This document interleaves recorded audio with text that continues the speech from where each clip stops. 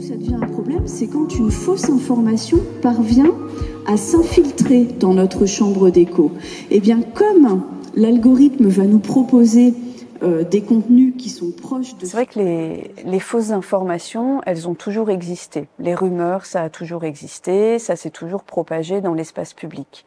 Avec Internet, les fausses informations, elles circulent beaucoup plus vite et auprès de beaucoup plus de monde.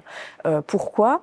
Eh bien, parce que les appareils qui nous permettent d'accéder à Internet, les smartphones notamment, ont une ergonomie qui favorise le partage. Nous sommes enclins à partager l'information et ça se fait de manière très très très facile. En un seul clic, on partage, on like et ça contribue à diffuser massivement ces informations, les vraies comme les fausses, mais sauf qu'on a tendance à partager beaucoup plus les fausses informations que les vraies.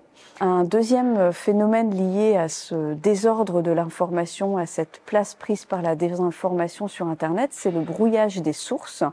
Nous avons beaucoup de mal à identifier les sources qui sont à l'origine de la production des informations parce que n'oublions pas que les informations que nous voyons sur les réseaux sociaux numériques, elles ne sont pas produites par les réseaux sociaux numériques. Les réseaux sociaux numériques comme Facebook et YouTube, ce ne sont pas des producteurs d'informations, ce sont des diffuseurs d'informations. Mais comme nous voyons comme nous nous informons par ces réseaux, on a tendance à dire « je l'ai vu sur Facebook, je l'ai vu sur YouTube » et on ne se demande pas qui a en réalité produit l'information. Or, quand on regarde un peu qui a produit l'information, on arrive un petit peu mieux à distinguer si la source est fiable ou si elle ne l'est pas.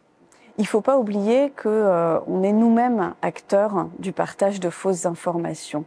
Le fait de cliquer sur un contenu ou de le partager, même si c'est pour rire, même si on ne le fait pas pour nuire, cela contribue à donner de la visibilité à ce contenu et ça augmente le poids de ce contenu dans la sphère de contenu disponible sur Internet et de fait, les algorithmes qui vont piocher dans ces contenus et qui ont tendance à redistribuer les contenus les plus regardés, eh bien, vont eux-mêmes les relayer.